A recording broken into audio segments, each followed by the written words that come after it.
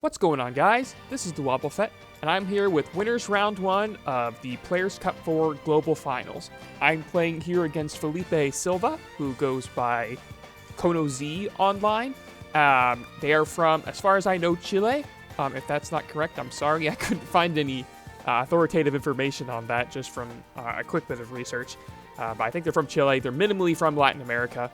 And this is really cool for me.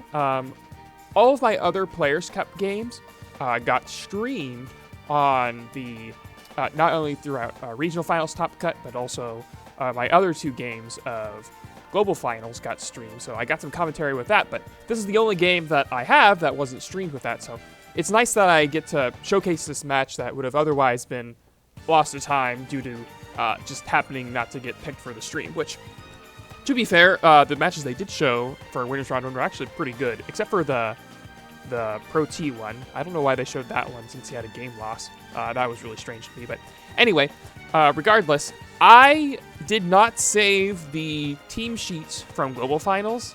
So you're going to have to make do with what I've got here on the screen. This is not KonoZ's team. This is something that's very similar to it. A player named Raised Intuyo was using this team. I believe this is maybe a little bit more closer to the Italian version. I'm not 100% sure, but this variant has a Life Orb Landorus and a Weakness Policy Venusaur. That's not what KonoZ was running. KonoZ was running an Assault Vest Landorus and a Copa Berry Venusaur. Oh, excuse me. Instead of having Weakness Policy, it has Copa Berry. I think that was the only major difference between the two. I think everything else was the same. Maybe Venusaur was Leaf Storm instead of Frenzy Plant. I'm not 100% sure off the top of my head because I didn't save the team sheet. And KonoZ's wasn't one of the ones that they showcased with the rental code, so I couldn't double check. So don't actually know what his team sheet was. So this is just a sample of what it was basically really close to with EVs. This is what I practiced against in preparation for Global Finals because this was used by 2 independent players, so I wanted to make sure I had a matchup versus this. And Spectrier is phenomenal into this kind of stuff. Spectrier is absolutely incredible. It's able to Will-O-Wisp Landorus, it can Snarl all the special attackers, it can taunt the Venusaur, it can taunt Grimmsnarl, it can taunt Porygon 2, it can taunt Registeel, it walls Registeel. Spectrier is just a fantastic mon here, and the only thing that really checks it are taunt Grimmsnarl, and then Torkoal in Trick Room, kind of, and then also Landorus if it gets going. Venusaur, if it wants to do damage trades as well, can be annoying, but this is, again, Copa Berry Venusaur, so it's not going to do as much damage as it otherwise could. But let's go ahead and get into things. My opponent leads with Grimmsnarl and Landorus into my Spectrier and Clefairy. So this is my typical anti-Sun lead. Spectrier is able to take attacks a lot better with the Friend Guard support, and I can also redirect attacks away if I'm interested in doing that. I can lay down Snarls very early. Clefairy also enables me to dodge 1 taunt from that's aimed at my Spectrier here, so I have the option for Follow Me, Will-O-Wisp, and the Landorus, and that's pretty safe. I also can opt for Sing here. They can only taunt 1 of my Pokemon, and I think it's pretty likely that Landorus could switch out here. That's one thing it could do, so Sing would be a nice punish. They can only taunt 1, so I get the odds of hitting with either. But that's kind of dumb to go for, because if they taunt the Spectre and I miss Sing, it's really bad. I don't really get anything out of the turn, so just a simple Follow Me Will-O-Wisp is nice. Force the Landorus out. The Landorus is Assault Vest, so it doesn't have the Lumberry. It can't take this attack, so they have to either switch into Torkoal or one of their other special attackers in order to be able to take this Will-O-Wisp. If they switch into Registeel, that's terrible for them. Registeel would be awful in this position, so they do go for the taunt into Clefairy. That's annoying, but I can just switch out really safely next turn into my Registeel with almost no consequence. And Will-O-Wisp does land on the P2, so that's great for me. Now, the Porygon 2 being burned is... I mean, it's not as good as Lando being burned would have been, but I get to Snarl for free, and my opponent can't do anything to this. I know their Landorus is there, so that means, very importantly, they can't have both Torkoal and Venusaur in the back. And if they brought Registeel, then they didn't have either Torkoal or Venusaur. So that's really, really good for me. I'm really liking this position. my opponent cannot do anything to Spectre. The Grimmsnarl has to waste time taunting it. It hasn't even set up any screens yet. It probably wants to taunt my Registeel the next turn too, so I can't just go for Iron Defense. So, although I'm not dealing a lot of damage that would necessitate screens being set up, nevertheless I'm taking almost no damage in return. You can see that Ice Beam dealing negligible damage to Registeel.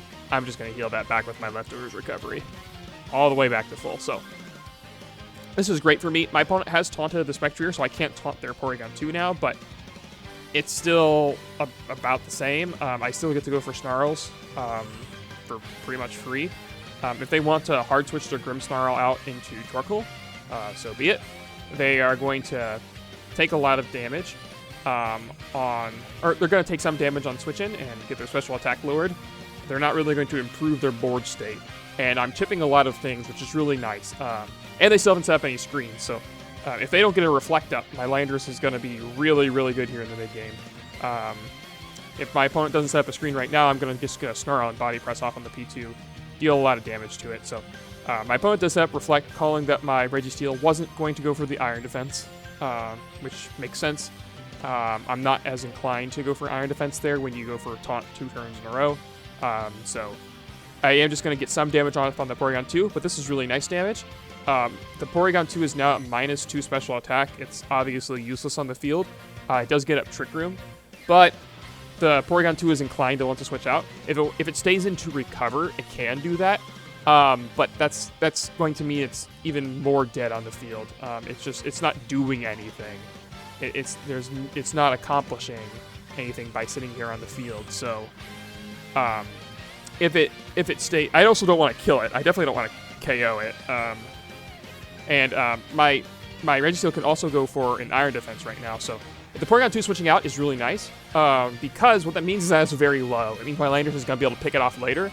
My Registeel, if it gets an Iron Defense boost, is also going to be able to pick it off later. And if I get this Iron Defense off now, I'm in a really great spot. But my opponent does taunt my Registeel, which is a little bit unfortunate for me. If I did get that Iron Defense off, then I would be sitting really pretty against this Landorus. I wouldn't be able to do much damage to me. So Snarl does hit the Landorus for low damage. It's some damage, which is nice. That could be relevant for Clefairy later. My Spectre's taunt has worn off, though, and my opponent, I think, has to respect... If they want to, max their Lando, they have to respect me doing something like switching in Clefairy, and then that would allow me to survive the attack, and I can Will-O-Wisp them back. So I'm expecting there to be a taunt aimed at my Spectre slot, and potentially a Dynamax from the Landorus, wanting to deal some damage to break my board because the Spectre is really, really bad for them, and so letting me continue to stay on the field and annoy them is going to be problematic. So I just do a double switch with Intimidate and Friend Guard. My Landorus is relatively safe here. I also think it's pretty probable they would go for Max Quake rather than Max Fly since they're in Trick Room. But my opponent just goes for the Spirit Break, and I'm like, okay. They just U-turned here because this is Assault-Vest Landorus. They're going to U-turn back into probably their Torkoal if that's what they brought. If they have Registeel, they could go into that as well and go for an Iron Defense. But it makes sense, a lot of sense to me that, especially with that Trick Room play earlier, that they want to have Torkoal here. And Torkoal here is not that good for me. Torkoal is very annoying. Not so much because it can, I can still deal with it effectively by Dynamaxing my Landorus. This Torkoal, as far as I recall, is the Charcoal variant. So it does have a boosted Eruption right now, but my Clefairy's Friend Guard will enable me to take the attack with the Dynamax. So I can go for a Max Quake into Torkoal. That should knock it out even through Reflect. I can also protect my Clefairy. I don't need to take all the unnecessary Eruption damage. I don't want to get taunted. This will do a lot of damage to Torkoal. Now, my opponent could switch in their Landorus here, but I don't want to risk it. I don't feel like I can risk them switching in taking an Eruption and hard reading that and trying to go for a Max Fly because that would deal very low damage to Reflect. But they got me. They switched back into their Landorus. A very safe play. And although I've been winning, generally speaking, throughout all of this, my opponent has sat on their field with Grimmsnarl for literally the whole game, and it's done almost nothing for them. They've taunted my Pokemon. They've forced me to switch around a little bit. They've got up the Reflect, but Grimmsnarl itself is being pretty ineffective here on the field. And so I am going to blow this Max Quake, but I'm not going to take any big punishes for it. So that's an advantage there. The disadvantage is that my opponent is almost certainly going to be able to, or my opponent is definitely going to counter Dynamax with their own Landorus. So I will be able to get a Max Fly off into the Lando. I'm definitely going for Fly, even though Trick Room is up. I want to put some heavy damage on this Landorus, because if I damage the Landorus a lot, then that's going to open up a lot of my other Pokemon. I don't need to hit the Grimmsnarl. The Grimmsnarl isn't doing anything right now. It's going to taunt my Clefairy, sure, but then I can just switch out Clefairy next turn. Or even stay in if I want to, just for the Friend Guard boost of that if I don't want anything else to switch in to take damage. But yeah, my opponent does decide to Dynamax their Landorus, and I'm like, okay, at least I know what their max is right now. It's going to be tough for them to actually break through me still. They have to be careful. If I... Registeel can block one of these attacks later on, and they're also not going to be able to knock out either of my Pokemon this turn, so if they don't taunt Clefairy, then I have a pretty safe Protect next turn, and I'll be able to survive pretty much everything they want to go for, so... This is still looking okay. My opponent does taunt the Clefairy, though. That's annoying. I'm not going to be able to protect next turn. That's the worst downside of it. And with the Intimidate and Reflect, my Helping Hand Max Fly is not anywhere near enough to put the Landorus in KO range of another Max Fly. So that's not looking too great for me. One important interaction that we do learn here is that my Landorus is slower than their Landorus because mine moved first there in Trick Room. So that is an important thing to keep in mind. With Trick Room ending, it's also nice. I did go for Max Airstream and my opponent did not, so I get to go for another Max Airstream here. My opponent can go for Max Quake into the Clefairy slot if they want to, but if they do that, they're not putting any damage on Lando, and that's okay by me. Registeel is also able to take this attack, and Registeel takes nothing from both the Grimmsnarl and the P2, so even if I take a ton of damage, Leftovers Recovery could still put me high enough where I don't have to worry about that. Max Airstream into Landorus still does a decent amount of damage. The last one being Helping Hand boosted, and this one not. It still does enough. This is enough damage. And my opponent goes for the Max Airstream. I'm like, oh, into Lando, but it's not into Lando. It's actually into Registeel. And I'm like, okay, that's perfect. That's probably about the best I could have asked for this turn, because now this is the Landorus's last turn of Dynamax, and it's only at +1 speed. So I have a very, very safe Protect Registeel and go for Fly into the Lando slot. My opponent will be able to see, if they're familiar with the Fly mechanic, with targeting, they will be able to see that I've targeted the Landorus here. The Landorus, since it is Assault Vest, does not have Max Guard, but my logic here is that Fly will let me dodge any Max moves in that slot, and then Fly coming down will do a lot of damage to the Lando. Even if it doesn't knock it out, which it probably will, I'm still going to be okay. The Registeel being taunted is annoying. I would like to protect here, but I can't do that. I am not going to let Registeel take a ton of damage for free. My opponent also probably could expect me to go for Fly here with Landorus. If I go for SD, it's a lot better. If I go for SD, then that would cover that. But my opponent also can taunt me, so I'm not as inclined to do that. And my opponent makes a great play switching out into their Porygon too. So this isn't good because not only do they get a special attack boost, which is annoying, since they switched in while my Lando and Registeel were both simultaneously active, and since Registeel has so much defense, Porygon 2 is going to get a special attack boost pretty much no matter what they're... But also my opponent doesn't fall for my Lando, like they don't let me just SD. Or they don't just attack into my Fly, rather. If I had gone for Swords Dance there, that would have been fantastic, but didn't have quite enough guts to be able to pull that off. Thankfully, since I did go for the Max Quake into the Registeel again, trying to hit that, that means my Landorus is faster than their Landorus. If we were both at +2 speed, which actually is my Lando at +3? Yeah, it is at +3, so that wouldn't have mattered anyway. Or is it at +? No, it's not at +3. It's at +2 speed. So if we were both at +2 speed, their Lando would have outsped. They could have gone for a counter Fly, dodged my Fly, and then their Porygon 2 could go for Trick Room. So here I was debating on whether or not I should go into my Spectrier or into my Registeel.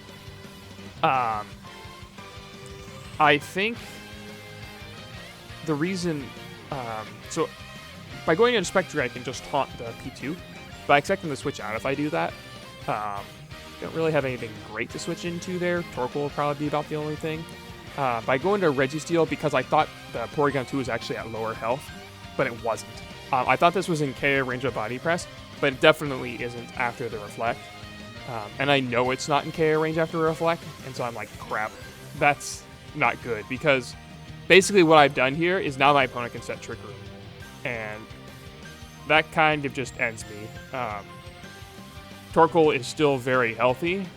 My Spectre, even if it's able to take an Eruption, will not be able to take an Eruption plus an Ice Beam. It's looking pretty bad here. So my opponent does switch out their Lando into Grimmsnarl, and I'm like, okay.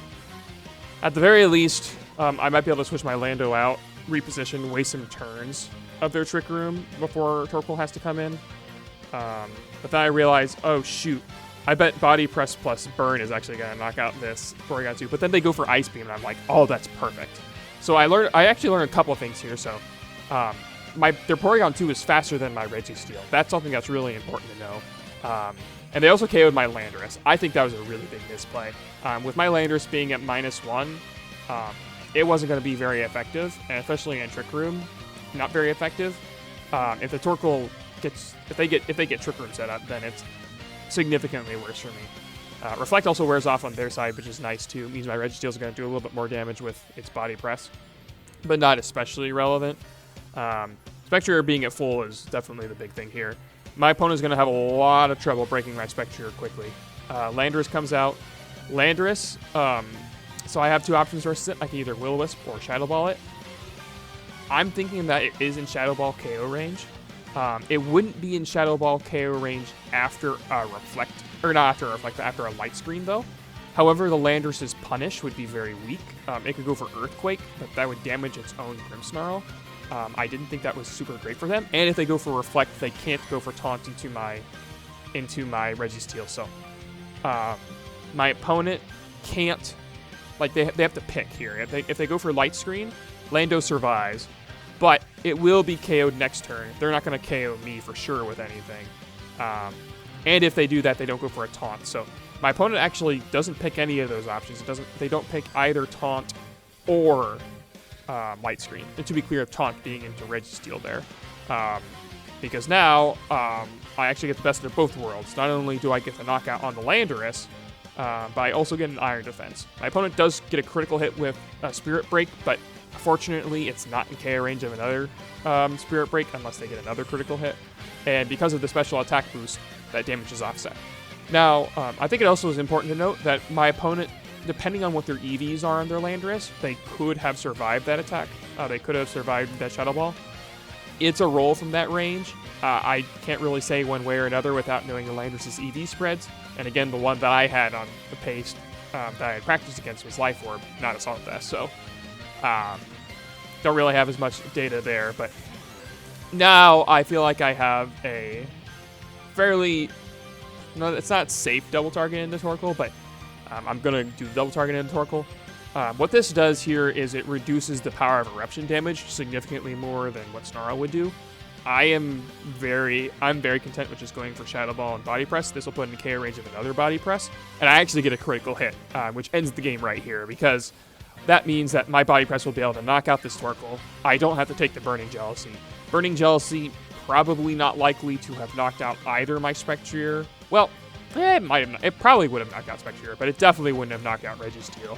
Registeel didn't go for a boosting move that turn, so it would not have been able to burn me. And then as long as Body Press knocks out the Torkoal next turn, I would be perfectly fine, and I can go for Protect.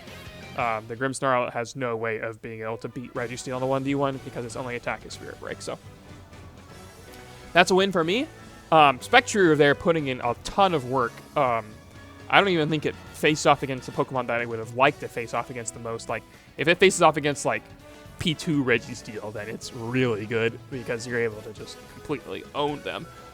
It is important for me to consider, at least, that my opponent did not opt to bring their Registeel.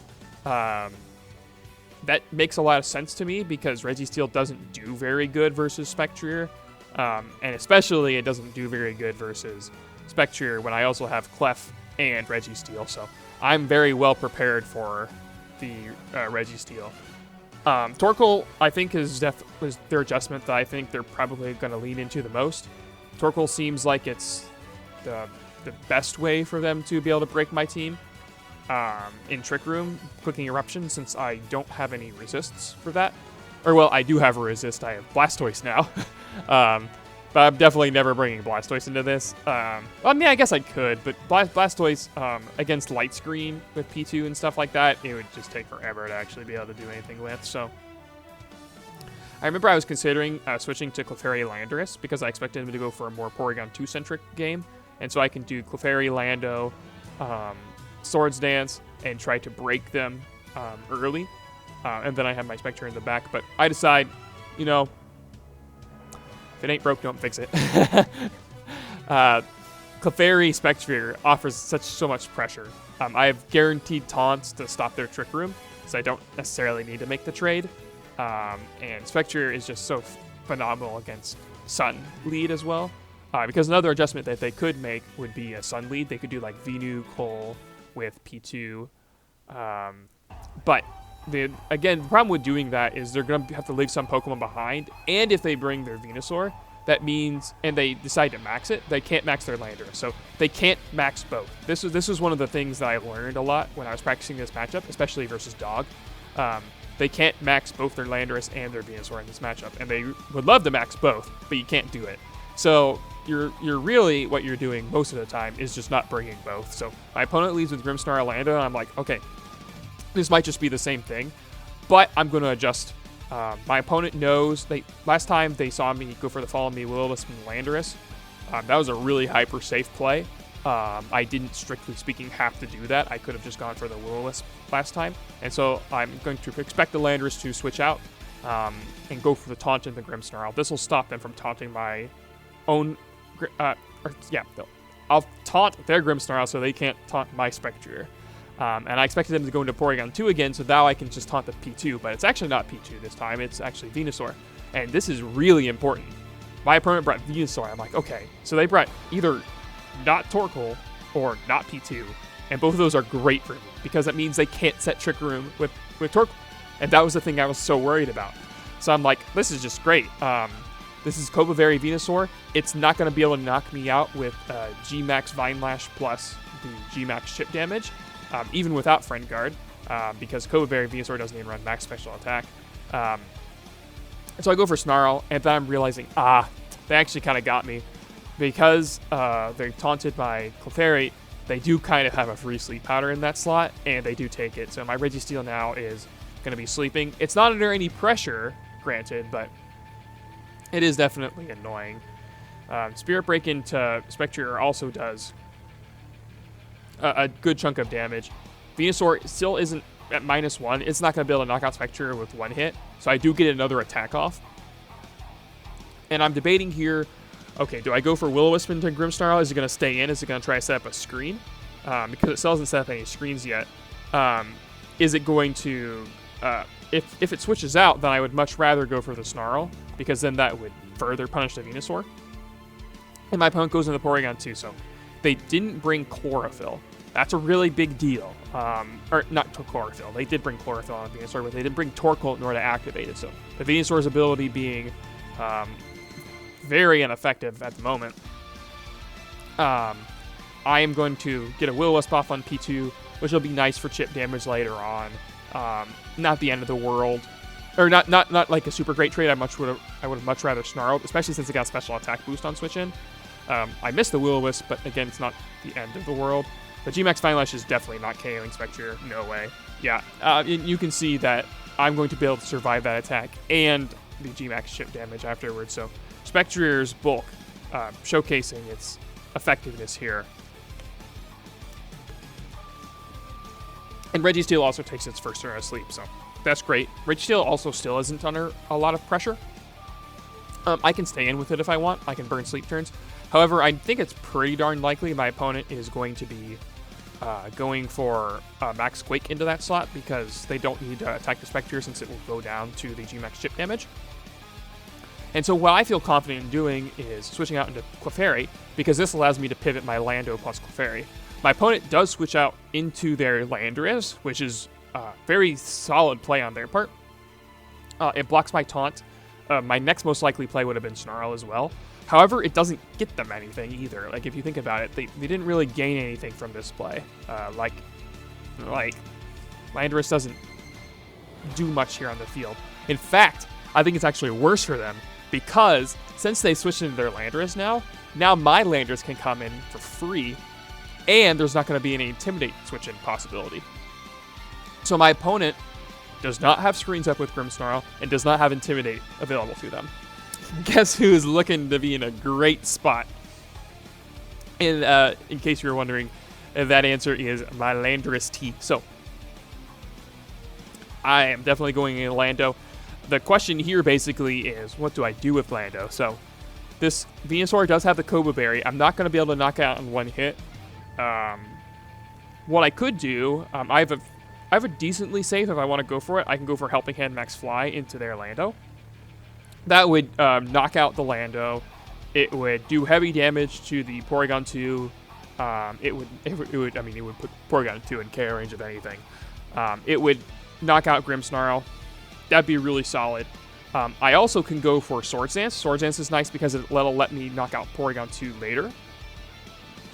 So I was initially debating on, the difference between these two plays. I don't know which would have actually been better, positionally speaking. If the helping, which one would have been more powerful. I ended up deciding on Swords Dance in the end, because I thought I was in a great position. I thought my opponent was going to U-turn out with their Landorus, and so this would, since they're faster than me, I can't just straight up go for the Max Fly. My opponent does go for Rock Slide though instead of U-turn. That I didn't really understand. I don't know if they were just trying to chip the Clefairy into KO range of Venusaur's attack. That's the only thing that I can think of. I don't know why you wouldn't go for EQ if you're going to do that, but regardless, it's great for me because they didn't do the extra damage. That means my Clefairy is going to hang on after this G-Max Fine Lash because they dealt so low damage. If they had gone for Max Ooze, I don't know if that would have KO'd. But I think they were also half-calling me going for the Helping Hand Max Fly, and so they wanted to go for the strongest attack into Landorus. I'm assuming that was aimed at Landorus. But now I just have a free Helping Hand Dynamax attack. Clefairy's going to go down, so I don't need to bother protecting it. I don't need to go for Follow Me because I'm maxing this thing, and neither of these Pokemon can do heavy damage to me. I was debating here on whether or not I wanted to go for Max Quake or Max Fly. Max Fly, importantly, puts me faster than their Landorus, which prevents them from U-turn cycling a little bit. Max Quake will increase the damage. I think Max Quake is better here, because Max Quake allows me to, like, when I get a special defense boost here, it'll help me fight the Porygon 2 a lot better. And my opponent doesn't have any ground resist in that slot, so I could have gone for that. I do just go for the Max Fly, though. Either way, it's going to be a knockout. The question is basically, do I want the speed boost for Lando later, or do I want the Spadef boost for P2 later? So I decided this time I'm going to go for the speed boost, put myself faster than the Lando, which is almost certainly going to go for a U-turn here. If it doesn't, then it's really insane if it goes for another Rock Slide. But they do just go for the U-turn, like what they should do. They're going to switch out. And I kind of realized after I'd done this play, I'm like, oh, this really should have been a Max Quake, because now they're going to position Grimmsnarl P2. And because my Registeel is asleep, I won't be able to I won't be able to do anything about that. Because Registeel is asleep, I've only taken one sleep turn, so I'm not going to be able to knock out this P2 with a max move plus body press, because my Registeel is asleep. They won't be able to wake up. So this, like, my Lando is definitely in a great spot. They can't really damage it with much. P2 is going to be able to damage it with some stuff, but it's definitely not going to be the end of the world. And then also another thing is, if they go into Lando here, that's awful for them. They can't go into Lando. I'm just going to Max Fly their Lando and just knock it out. So they have to go into P2. And I think I have a really clever play available to me. I'm going to go... this is also a downside of not going for Max Quake last turn. If I had gone for Max Quake last turn, I would have had download attack boost there. Or they would have gotten a download attack boost there with a +1 spit F on Lando. That still would have been enough. Anyway, I go for this play because if I wake up, I win the game immediately, which is really good. And 2, if they switch out into their Lando, again, they don't gain anything from that because I'm still going to have a max turn available to me, and I can still go for max flying. And all they've done is basically give Registeel another turn to wake up. So, and if I knock out the Lando, then Registeel wins for sure because Registeel is going to be able to beat P2 Grimmsnarl, no problem. I'm not worried about that. Also, their G-Max Vine Lash is done because they had gone for the G-Max Vine Lash so early in their Dynamax. Now I'm in a great spot. We saw earlier in Game 1? Was it in Game 1 or was it just... Yeah, it was in Game 1 where we saw that the Porygon 2 was actually faster than Registeel, which means my Registeel underspeeds the P2 right now. So I have a free... well, I don't have a free, but if I wake up and get this Body Press off into P2, I'm going to win the game right here. And my opponent does Wily switch out. I go for the Max Fly into that slot as well just to cover that. If my opponent stays in, banks on me getting a sleep, and goes for a recover, that would be not as good. But Max Fly would still do a ton of damage to the P2. Actually, it would knock it out. So they kind of have to switch out their Porygon there. For all those reasons, I do wake up, so if they had stayed in, I would have just knocked them out straight away. And now, my Max Flying into this Landorus is going to do a ton of damage. They go for the Spirit Break into my Landorus, not because they want to lower my special attack, but because they want to put more damage on me. Wanting to make sure that I was in KO range of the Ice Beam after I switched in. Although I think I would always be because they're going to have a... Well... No, because now that we both have special defense boosts, because Registeel and Lando both have special defense boosts, so it would be getting a download attack boost here. So maybe they were concerned about, like, if I had quaked the Grimmsnarl slot instead, potentially. Not 100% sure, but regardless, they didn't need to taunt my Registeel there anyway because I didn't go for the Iron Defense. If I had gone for the Iron Defense, it would have been pretty bad for them, but... Now, since I give my Registeel speed boost, I can't actually knock out this Porygon 2 before it goes for an attack, but I'm much more happy to KO the Landorus. They can't, with a +1 special defense boost on Registeel, there's just no way that Grimmsnarl and P2 are going to be able to knock me out. They can't do anything to me.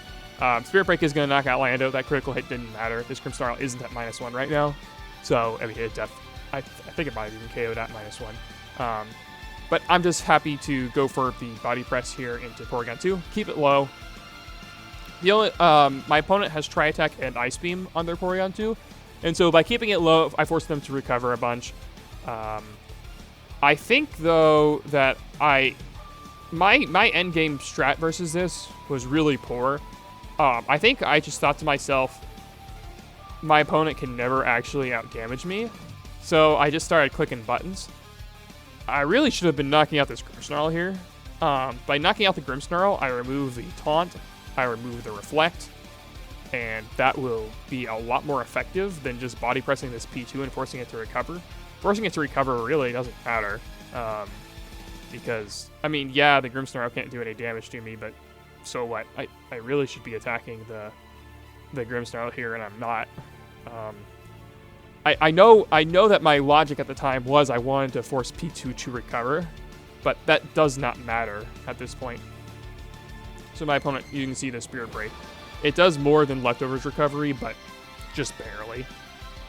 The combination of Grimmsnarl and Porygon 2 are not going to be able to knock me out, especially not quickly enough. My opponent's going to have to hack me with something. If they get a freeze on me, then they may be able to outdamage me. But at this point, really, it has nothing to do with actually outdamaging me. There's no way they're going to try to outdamage me. I do remember I was also trying to think about if I could get I could force them to go for, like, pick a bad option if they could go for either Reflect or Taunt. And because I body press the P2 so many times, I actually don't get that potential mid-game option. They're going to get a second Reflect because I can't KO them quickly enough. My opponent does get the Trick Room up. Remember, I have a +1 speed boost on my Registeel, so they're also playing really fast, which again, really shouldn't make much sense. My opponent, what they should be doing is they should be trying to timer stall me.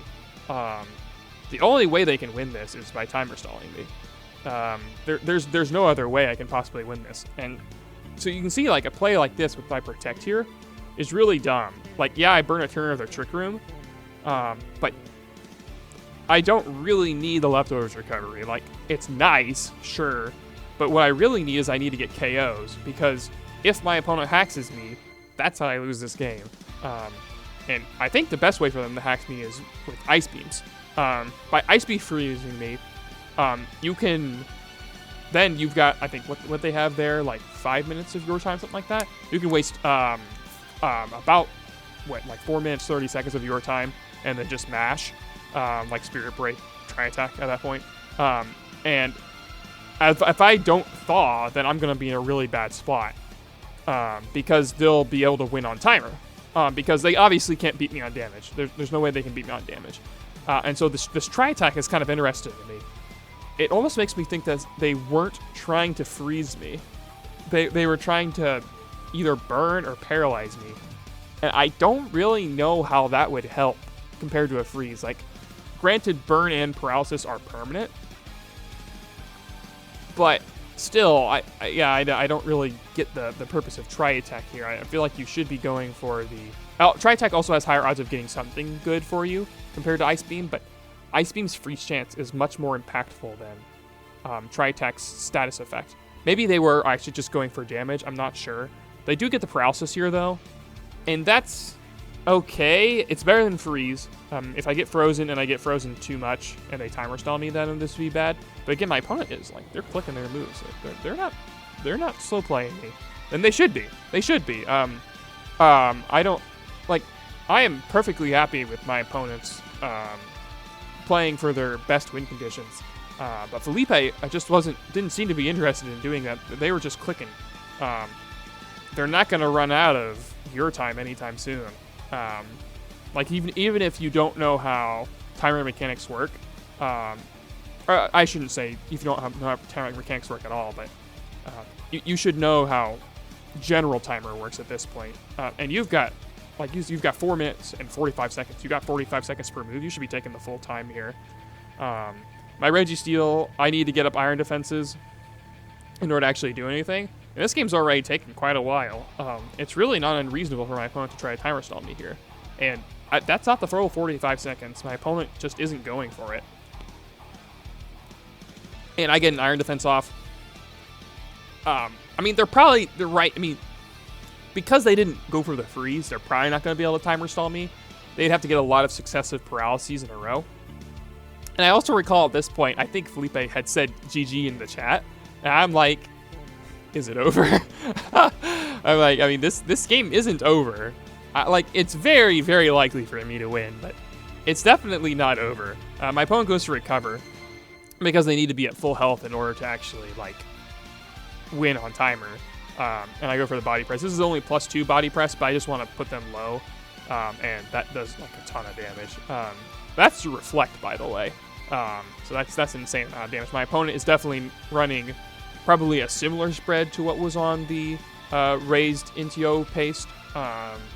So probably modest and not a ton of defense, as opposed to like an anti-Dragapult set.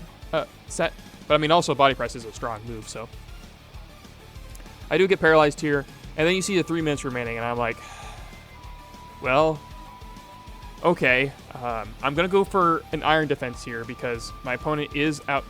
Why didn't I go for iron defense? Oh, I went for iron defense last turn and I didn't get it. And so now I'm worried about my opponent actually realizing with the 3 minutes remaining. Perhaps they just weren't going for the timer stall the last time. But again, my opponent is still clicking their moves quickly. If they go for try attack, and they got a critical hit here, you know, if they're taking their full time, if I get a lot more paralyses like that, my opponent will win the game. Because they're going to have a higher percentage of HP than I will have, in all probability. Their P2 has taken a little bit of damage. I am recovering with my leftovers recovery, but if they try attack and I get paralyzed a few more times, they could do it. This game isn't over. This game is not over. I have chances to lose here. especially with that critical hit. Like if they get another critical hit, and I get another full para, that could be terrible. But again, they're not taking the full 45 seconds. I just don't get it.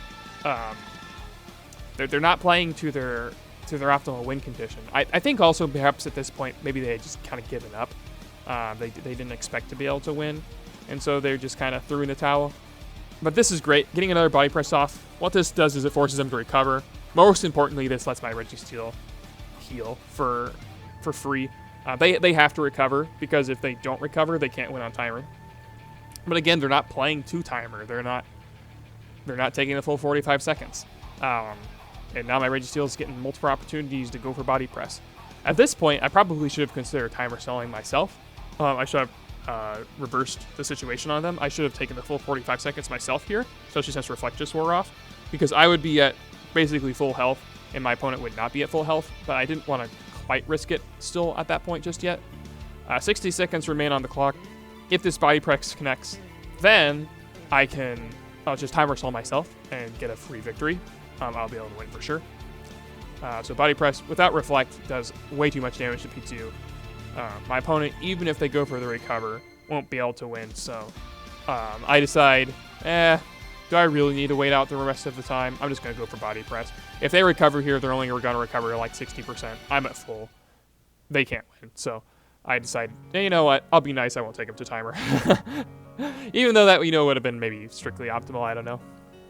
But with this, I win the first round of competition in Global Finals, and I'm like, awesome! I didn't go 0-2. I'm not like, some of those other players, you just gotta feel bad if you get all the way to Global Finals and you go 0-2. I only went 1-2, right? Spoilers, but going 0-2 is a kind of a depressing feeling. Like, you got to the final stage, but that's as far as you could go. At least I got a win here. And a win here also puts me up against a player that I'm very excited to play against. A player who I have a lot of respect for, and who is using a very similar team to my own, the original version of this team. So I'm looking forward to that here in Winners Round 2. Stay tuned for that.